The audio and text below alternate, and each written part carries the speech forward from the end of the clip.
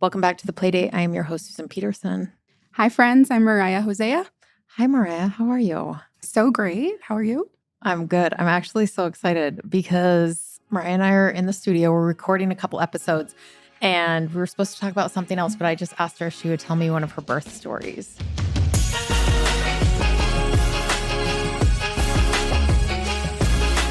So we're going to get your third baby. Yes. So we were actually chatting about her earlier. Her name's Nova.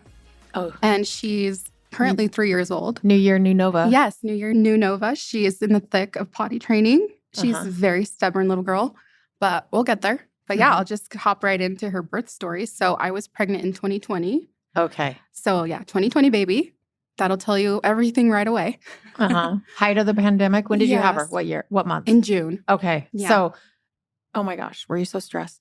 Yes. Okay. If you're not from Utah, if you're from Utah, you guys know this. But if you're not from Utah, it was wild because the pandemic happened, COVID happened. Everyone's stressing out. Kids are sent home from school. People are sent home from work. And then literally, you guys, 3 days into it, we have an earthquake. Yes. In Utah. It was the scariest And year we're all like, of my life. Wait, what? Well, number one, Kobe Bryant died in January. Okay, sorry. I forgot that part. So Kobe died. Yeah. Yeah. So it just already fell off. The vibes were off. The year was over. And you were already sad, right? Yeah. Okay.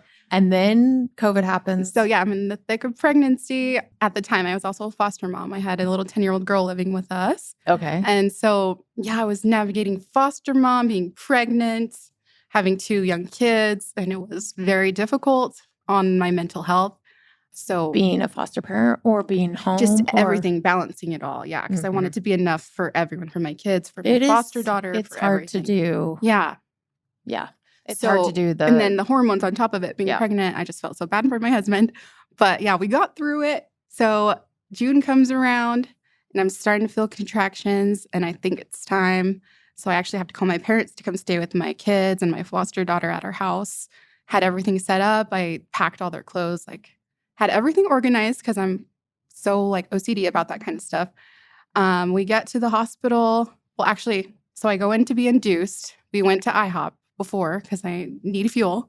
So I had myself some good pancakes. Then we headed over to the hospital and they started the induction and yeah, everything was running smoothly. And they're like, oh yeah, you got about maybe another 8 hours or so. So yeah, I'm just chilling with the Petersen running through my veins. Didn't get an epidural yet. And I thought I would. So yeah, I'm just. Spoiler alert. Yeah, I thought I would.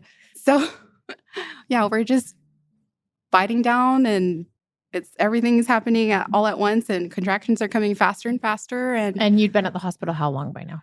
So it probably was 3 hours. We got to the hospital around 7 a.m. And they said you had 8 hours. And so you're just like, okay, I'll just wait to get I was relaxing. Yeah. Well, not relaxing, but you're not going to get the epidural yet. Yeah, so they come in and bring me all these things, these toys, sit on the ball, use the peanut thing. And so I'm just, my husband's helping me go into different positions, pushing on my hips, all the things. And I have to go to the bathroom. And I think I need to go to the bathroom because I'm like, I just ate all these pancakes. I got to go.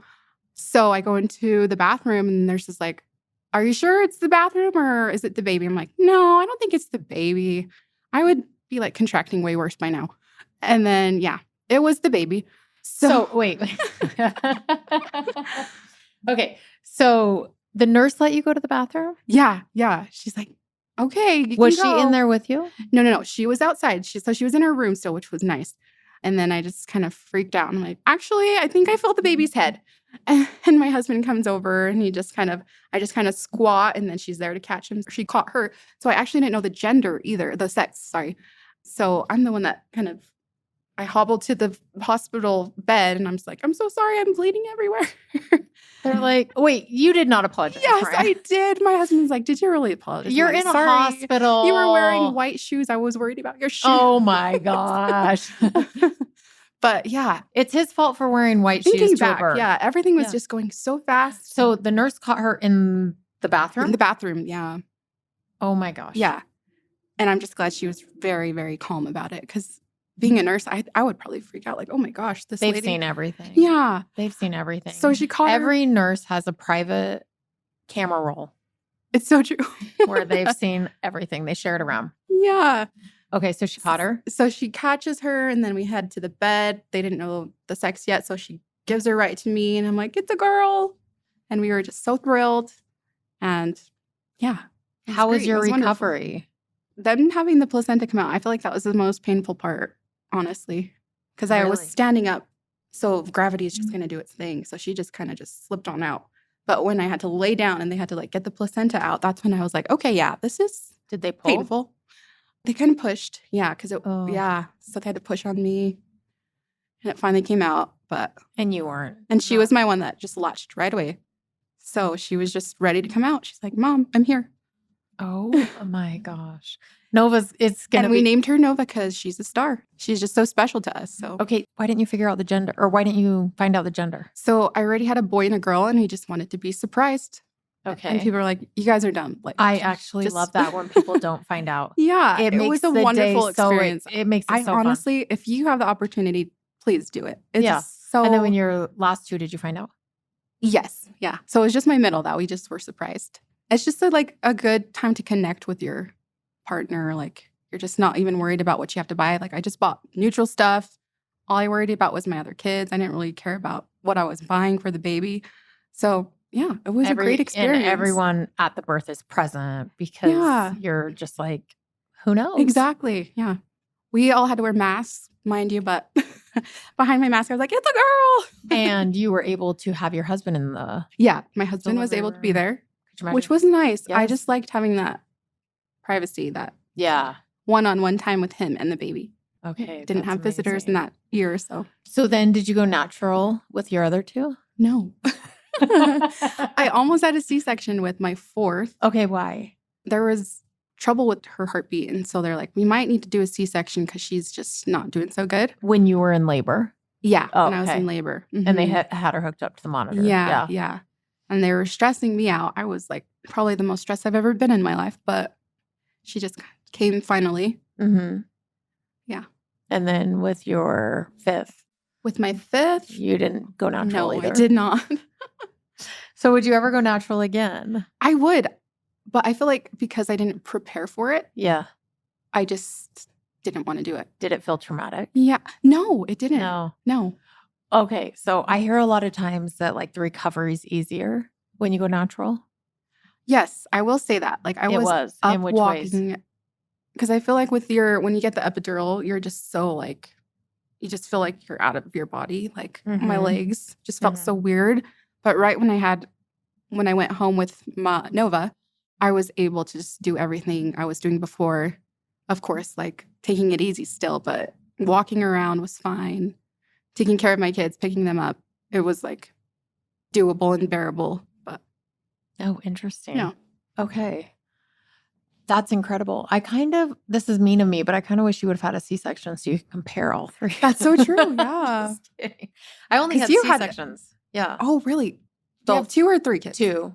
Yeah. And I've explained this before. So if you're a common listener. So so we don't have video today, but I'm making a diamond with my fingers. So everyone's birth canal is shaped like this. So this would be your pelvis bone and this is your tailbone.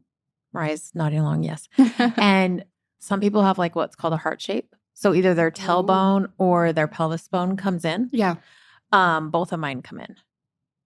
And so even when... Impossible. Yeah. So like when you dilate, everything comes apart and the baby slips through all the bones.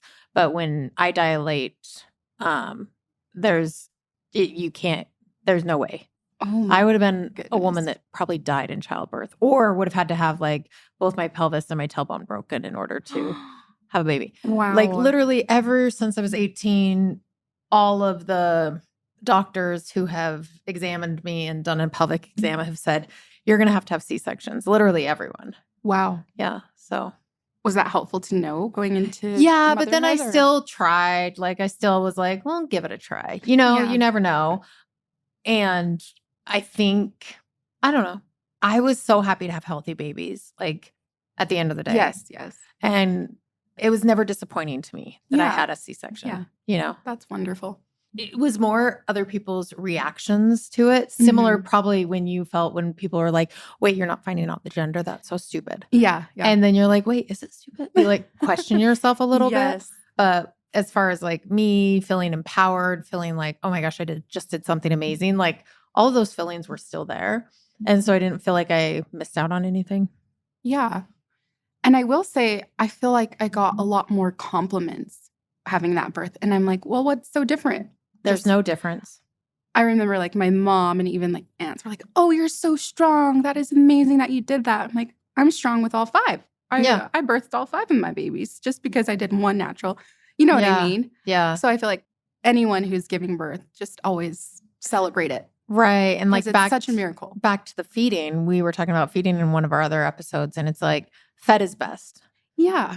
Healthy baby is best. Exactly. So however that healthy baby gets here. Whatever means necessary. Yes. Kudos to all you crunchy moms that do midwives and home births. Like that's incredible. Yeah. And kudos to you moms that need a C-section. Yeah, or just schedule it because that's what you want to do. Yeah. Yes. Yes, we're happy for you all. Yes. Do you have the hiccups? Did I? No, I don't know. If you do, it's the most adorable thing I've ever seen in my life.